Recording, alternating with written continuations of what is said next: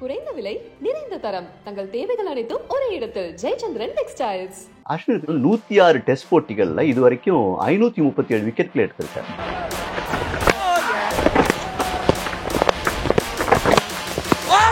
This one again, Chandrapal's habit of moving across to the stump. இன்னொரு 3 ஆண்டுகளாவது அவர் வந்து IPL ஆடுவார் அப்படின்னு நினைக்கிறேன். ஆடி சென்னை ரசிகர்கள் முன்னாடி அவர் ஓய்வு பெறப்பார். தோனி பதவியிலேருந்து விலகி அந்த இடத்துக்கு விராட் கோலி வந்ததுக்கு அப்புறம் ஒரு சில பார்ஷியாலிட்டி வந்துருச்சோ,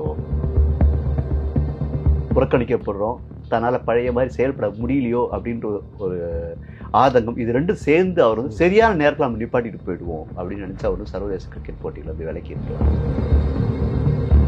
பொதுவாக தமிழக வீரர்களுக்கு வந்து இந்திய அணியில் வந்து மிகப்பெரிய சவால்கள் இருக்கும் அவங்க நீடித்து நிற்கிறதுக்கு. நீங்கள் பார்த்தீங்கன்னாக்கா எல் சிவராமகிருஷ்ணன் கொஞ்ச நாள் அவரை நீடிக்க முடிஞ்சுது. ஸ்ரீகாந்த் மட்டும்தான் ரொம்ப நாள் நீடிச்சான். மற்றவங்கெல்லாம் வந்து இன் அண்ட் அவுட்டாக இருப்பாங்க. அது காரணம்னு அஸ்வின் ஒரு நிகழ்ச்சியை சொல்லியிருக்காரு. எல்லாவற்றுக்கும் மேலே அவர் என்னதான் பல சாதனைகளை படைச்சார், கடைசி வரைக்கும் போராடிக்கிட்டே இருக்க வேண்டியது. அவருடைய அந்தஸ்துக்கு அவர் வந்து ஒரு கேப்டன் ஆகியிருக்கலாம். ஆனால் பும்ரா வரைக்கும் கேப்டன்ஷிப் கொடுத்தாங்க, கும்ப்ளே கூட கொடுத்தாங்க. ஆனால் அஸ்வினுக்கு கொடுக்கல. அது வந்து ஒரு தமிழன்ற ஒரு காரணம். அஸ்வினுக்கு இன்னொரு பழக்கம் இருக்குது. அது என்னன்னா, அவர் வந்து ஏதாவது ஒரு போட்டியில் ஸ்கூல் டேஸ்லேருந்து என்னன்னா ஒரு போட்டியை சிறந்தா பந்து வீச்சினார்னாக்கா வந்து அந்த போட்டியில் அவர் ஆடின சட்டையை வந்து ஒரு ஹேங்கரில் மாட்டி என்னுடைய வீட்டில் மாட்டி வச்சுருப்பார்.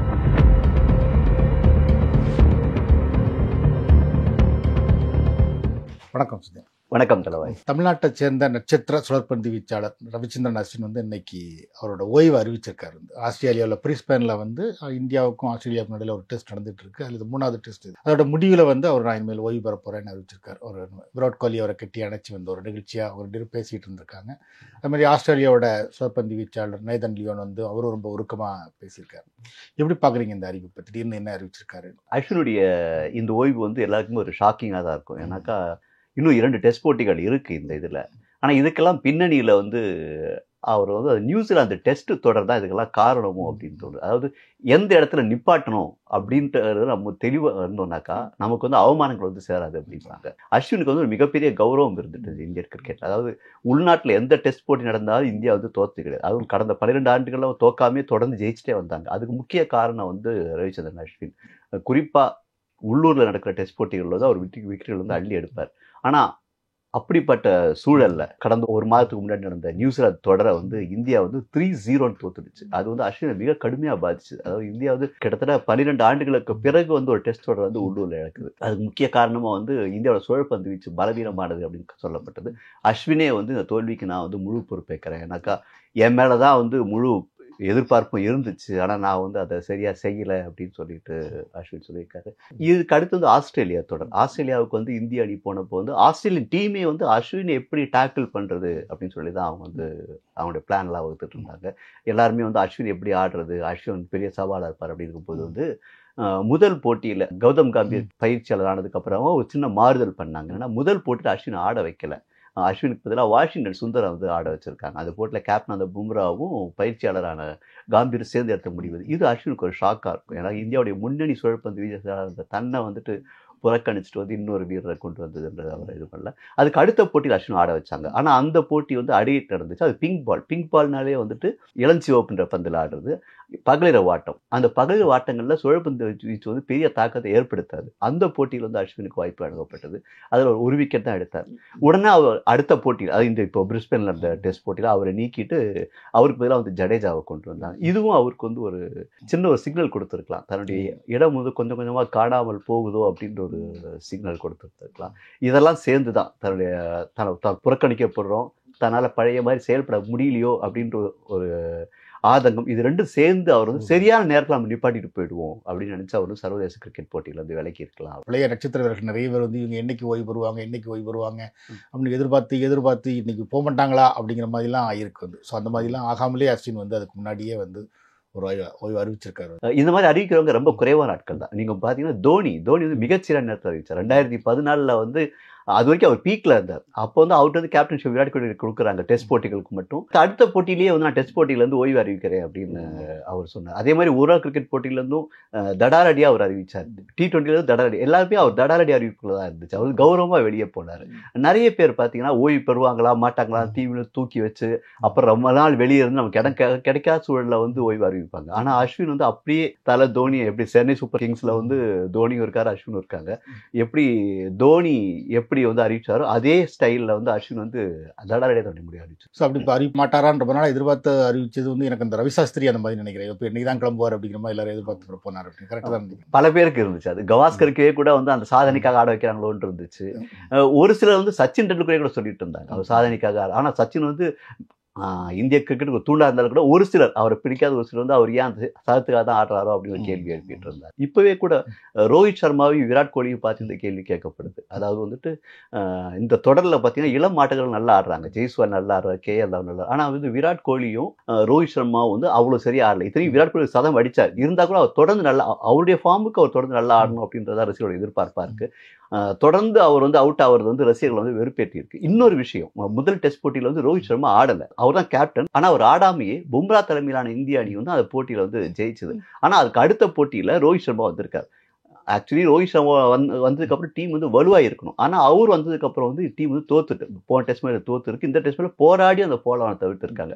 அப்படி இருக்கும்போது அவர் வந்து ஒரு கேப்டனாக எதுவுமே வியூங்களை சரியாக வகுக்கலை, சரியாக பேட்டிங்கும் பண்ணலன்றது அவரும் எப்போ கிளம்புவார்ன்ற ஒரு கேள்வி வந்து ரசிகர்கள் மத்தியில் இருக்குது. ஸோ அவங்களும் தெளிவான முடிவு எடுப்பாங்களா அப்படின்ட்டு நம்ம பார்க்கணும். இப்போ அஸ்வினா முடிவு அறிவிச்சிருக்கிறத ஒட்டி அவர் கடந்து வந்த பாதையை நம்ம பார்க்கலாம்னு நினைக்கிறேன். வந்து அவரோட ஆரம்ப காலத்தை நீங்கள் சொல்ல முடியுமா? அவர் மிடில் கிளாஸ் ஃபேமிலி. அவங்க அப்பா ரவிச்சந்திரன் வந்து கிளப் கிரிக்கெட் ஆடிட்டு இருந்தார். தன்னுடைய மகனையும் கிரிக்கெட் ஆட வைக்கணும் அப்படின்னு ஆசைப்பட்டார். ஆனால் அவரால் பெரிய அளவில் வர முடியல.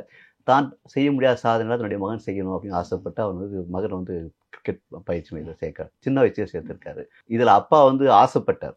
ஆனால் வந்து செயல் ஃபுல்லாக வந்து அவங்க அம்மாவோடது. அவங்க அம்மா வந்து அவருக்காக தினமும் அதிகாலை 4 மணிக்கெலாம் எழுந்திரிச்சு அவருக்கான சாப்பாடை பேக் பண்ணிட்டு பையன் கூடயே போய் கிரிக்கெட் பயிற்சி மையத்துக்கு போய் அந்த பயிற்சி முடிகிற வரைக்கும் காத்து இருந்து ஸ்கூலுக்கு கூட்டிகிட்டு போவாங்க. அதுக்கப்புறம் வீட்டுக்கு வருவாங்க. திரும்பவும் அதே மாதிரி மதியம் ஒரு 3 மணிக்காக ஸ்கூலுக்கு போயிட்டு நைட்டுக்கான ஸ்நாக்ஸ் மாதிரி சமைச்சு எடுத்துகிட்டு போயிட்டு 3 மணிக்கு ஸ்கூல் முடிஞ்சதுக்கப்புறம் அந்த பயிற்சி மையத்தை கூட்டிகிட்டு போய் திரும்ப மாலை 7 மணி 8 மணி வரைக்கும் அங்கே இருந்து பல தியாகங்களை வந்து அவங்க அம்மா செஞ்சுருக்காங்க.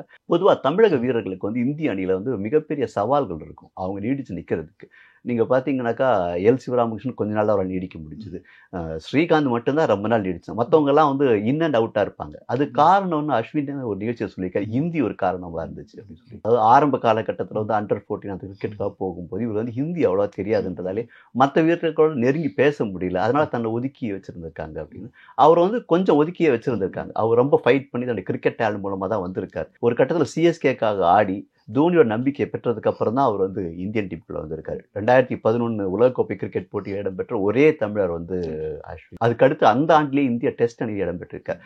தோனியோட நம்பிக்கைக்கு பாத்திரமானவர் வந்து அடுத்தடுத்து பல வெற்றிகளை வந்து இந்தியாவுக்கு பெற்றுக் கொடுத்திருக்காரு. ஆனா தோனி பதவியிலேருந்து விலகி அந்த இடத்துக்கு விராட் கோலி வந்ததுக்கு அப்புறம் ஒரு சில பார்ஷியாலிட்டி வந்துருச்சோ அப்படிங்கிறது. ஏன்னா ஒவ்வொரு கேப்டன்களும் வந்து தனக்கான வீரர்களை வந்து அவங்க கண்டறிவாங்க. அதாவது தனக்கு கட்டுப்பட்டு இருக்கணும் அப்படின்ற மாதிரி ஒரு டீம் பாலிடிக்ஸ் இருக்கும். அந்தந்த கேப்டன்கள் வந்து தனக்கான டீம் வந்து அது தப்பு கிடையாதுன்னு சொல்லலாம். ஏன்னா இப்போ தோனியே வந்து சச்சின், கம்பீர், சேவாக் இது 3 பேரும் நீக்கிட்டு அடுத்தா ஒரு டீம் தான் உருவாக்க நினைச்சாரு. அப்படி அவர் உருவாக்கின டீம்ல தான் வந்து அஸ்வின் இடம்பெற்றிருந்தார். அதே மாதிரி விராட் கோலி வந்ததுக்கு அப்புறம் இவருக்கான முக்கியத்துவம் வந்து கொஞ்சம் கொஞ்சமா குறைக்கப்பட்டது. முதல்ல அவர் ஒரு நாள் போட்டியில இருந்து முக்கியமா நீக்கப்பட்டார். அதுக்கு பேர் ஜடேஜாவுக்கு முக்கியத்துவம் கொடுக்கப்பட்டது. அதுக்கப்புறம் வந்து குல்தீப் யாதவுக்கும் சஹலுக்கும் முக்கியத்துவம் கொடுக்கும். இப்படி மற்றவர்கள்லாம் முக்கியத்துவம் மாறி மாறி கொடுக்கப்பட்டு இவர் கொஞ்சம் ஓரம் கட்டப்பட்டே வந்தார். ஆனால் டெஸ்ட் போட்டிகளை பொறுத்த வரைக்கும் இவர் அதிகமாக விக்கெட் எடுக்கிறான்றதால இவர் வந்து யாராலுமே நீக்க முடியல. அதனால தான் வந்து அவர் வந்து 106 டெஸ்ட் போட்டிகளில் இது வரைக்கும் 537 விக்கெட்களை எடுத்திருக்காரு. மொத்தமாக டெஸ்ட்டும் ஒரு நாள் போட்டியுமா சேர்ந்து அவர் மொத்தமாக 765 விக்கெட் எடுத்திருக்காரு. இது வந்து கும்ப்ளேக்கு அடுத்தது வந்து அதிக விக்கெட்களை எடுத்து வந்து அஸ்வின் தான். இந்த ரெக்கார்டை அவர் வந்து கண்டிப்பாக பிரேக் பண்ணியிருக்க முடியும். அவர் கண்டிப்பாக இந்த காலகட்டத்தில் அவர் வந்து 1000 விக்கெட்டாக ரீச் பண்ணியிருக்கோம். ஆனால் இடைக்காலத்தில் வந்து டீம் பாலிடிக்ஸ், அந்த டீம் பாலிடிக்ஸில் வந்து அஸ்வின் வந்து பலரும் ஓரம் கட்டிக்கிட்டே இருந்தாங்க. அந்த ஓரங்கட்ட விளைவாக தான் அவரால் வந்து பல போட்டிகள் ஆடும். ஒவ்வொருத்தரையும் போராடி போராடி தன்னுடைய இடத்தை அவர் தக்க வச்சுக்க வேண்டி வந்துச்சு. பல வெளிநாட்டு தொடர்கள் அவரை உட்கார வச்சு ஜடேஜாவை யூஸ் பண்ணுவாங்க. ஜடேஜாவா அஸ்வினா யார் சிறந்த பந்து வீச்சாளர் பார்த்தா கண்டிப்பாக வந்து அஸ்வின் தான். ஆனால் அவங்களுடைய முக்கியத்துவம் வந்து ஜடேஜாவுக்கு கொடுக்கப்பட்டது. ஏன்னா அவர் கொஞ்சம் பேட்டிங் பண்ணுவார், இன்னொன்று அவங்களுடைய ஆளா விராட் கோலி ஆளா பார்க்கப்பட்டார். திரும்ப ரோஹித் சர்மா வந்ததுக்கப்புறம் இன்னும் கொஞ்சம் முக்கியத்துவம் வந்துச்சு. ஆனால் நடுவில் சில தோல்விகள் வந்த உடனே அவர் திரும்ப ஒரு ஓரம் கட்டி வெளிநாட்டு மண்ணில் ஓரம் கட்டுறது அந்த மாதிரி வந்துச்சு. இப்போ நியூசிலாந்து தொடர் வந்து அவரை மிக கடுமையாக பாதிச்சு. அஸ்வினுடைய இன்னொரு இது ஆஸ்பிரனாக்கா அவர் வந்து சிறந்த பேட்ஸ்மேன். அவருடைய ஆரம்ப காலகட்டம் அவர் வந்து ஓப்பனிங் பேட்ஸ்மேனாக இருந்திருக்கார். அதோட வந்து வேகப்பந்து வீச்சாளராக இருந்திருக்கார். ஒரு ஓப்பனிங் பேட்ஸ்மேனாகவும் வேகப்பந்து வீச்சாளராகவும் இருந்த அஸ்வினை வந்துட்டு CK விஜய் அப்படின்ற அவருடைய பயிற்சியாளர் தான் வந்து மடை மாற்றி விட்டுருக்கார். உன்னுடைய பாடி லாங்குவேஜ் வந்து ஃபாஸ்ட் பவுலிங் ஏற்றதா இல்லை, நீ வந்து ஸ்பின் பவுலிங் பந்து வீசணும்னு சொல்லிட்டு அவர் வந்து சுழல் பந்து வீச்சாளராக மாற்றினது வந்துட்டு CK விஜய் என்ற ஒரு பயிற்சியாளர் தான். ஸோ அஸ்வினுடைய சக்ஸஸ்க்கெல்லாம் வந்து மிக முக்கிய காரணம் வந்து CK விஜய் அப்படின்னு கூட சொல்லலாம். அவருடைய பெற்றோருக்கு அடுத்ததாக இருக்குன்னு சொல்லலாம். எல்லாவற்றுக்கும் மேலே அவர் என்னதான் பல சாதனைகளை படிச்சார், கடைசி வரைக்கும் போராடிக்கிட்டே இருக்க வேண்டியதாக இருந்தது. அவருடைய அந்தஸ்துக்கு அவர் வந்து ஒரு கேப்டன் ஆகி இருக்கலாம். ஆனால் பும்ரா வரைக்கும் கேப்டன்ஷிப் கொடுத்தாங்க, ஆனால் அஸ்வின் கும்ப்ளே கூட கொடுத்தாங்க, ஆனால் அஸ்வினுக்கு கொடுக்கல. அது வந்து ஒரு தமிழன்ற ஒரு காரணமா என்னன்னு தெரியல. வந்த கேப்டன்களும் தோனிக்கு அப்புறமா அவர் வந்து யாருமே அவர் வந்து சரியா பயன்படுத்தலை. அது உள்ளுக்குள்ள அவருக்கு வந்து ஒரு புகைச்சல் இருந்துகிட்டே தான் இருந்துச்சு. தமிழனால ஒரு ஒதுக்கப்படுறாரோ அப்படின்னு சந்தேகம் இருக்குது அப்படின்னு சொல்லி இப்போ பார்த்தா அவரை பற்றின தகவல்களை பார்த்தா அதில் அதிக டெஸ்ட் போட்டிகளில் அதிக முறை ஆட்ட நாயகன் விருது வாங்கினது அவர் தான் அப்படின்னு சொல்கிறாங்க வந்து. ஸோ அவ்வளோ ஒரு சிறந்த வீரராகவும் இருந்திருக்காரு. ஆமாம், அது குறிப்பாக வந்து இந்திய மண்ணில் வந்து, ஏன்னா இந்திய ஆடுகளங்கள் வந்து சுழற்பந்து வீச்சு சாதகமாக, அங்கே வந்து கும்ப்ளேக்கு அப்புறமா வந்து அதிக விக்கெட்களை எடுக்கக்கூடிய ஆற்றல் வந்து அஸ்வினுக்கு இருந்துச்சு. அஸ்வினை வச்சே டெஸ்ட் போட்டி ஃபுல்லாக ஜெயிச்சிடலாம் அப்படின்னு நம்பிக்கை வந்து எல்லா கேப்டன்களுக்குமே இருந்துச்சு. குறிப்பாக மகேந்திர சிங் தோனி வந்து அவர் மிக பெருசாக நம்பினார். அவர் வந்துட்டு ஹர்பஜன் சிங்கை விட வந்து அஸ்வினுக்கு அதிக வாய்ப்புகளை கொடுத்துருக்காரு. IPL கூட வந்து அவர் சூப்பர் ஓவர் போகிற வாய்ப்புகள்லாம் கொடுத்து அவரை உருவாக்கி அவரை பட்டை தீட்டி கொண்டு இருக்கார். அவரும் வந்து அந்த ஆட்ட நுணுக்கங்களை வந்து ரொம்ப பக்காவாக இது பண்ணியிருக்கார். தொடர்ந்து பயிற்சி பெற்றுட்டே இருப்பார். அவர் வந்துட்டு பெரிய சுழற்பந்து வீச்சாளர் ஆகிட்டோம் அப்படின்ட்டு அவர் வந்து ரிலாக்ஸாக இருந்ததே கிடையாது. ஒரு கட்டத்தில் கேரம் பால் எப்படி வீசுறது அப்படின்னு பயிற்சி எடுத்தார். அது அவருக்கு தேவையே இல்லை, அவர் லீடிங் பந்து வீச்சாளர் இருக்கும்போது. ஆனால் அந்த பயிற்சி எடுத்தார். அவருடைய இன்னொரு ஆஸ்பெக்ட் வந்து ஜெயிக்கிறதுக்காக எதை வேணாலும் செய்யலாம் அப்படின்னு. இப்போ மன்கட் முறையில் வந்து IPL ஆட்டம், அதாவது மன்கட் முறைன்றது என்னன்னாக்கா வந்துட்டு பந்து வீச வரும்போது ரன்னர் வந்து கிரீஸ்குள்ளே இருக்கணும். அவங்க வெளியில் போயிட்டாங்கனாக்கா பந்து வீச்சாளர் நினைச்சா ஆட்டம் இழக்க செய்யலாம். ஆனால் அது வந்து யாருமே அது தார்மீக ரீதி இப்படி சரியில்லை அப்படின்னு சொல்லிட்டு அதை செய்ய மாட்டாங்க.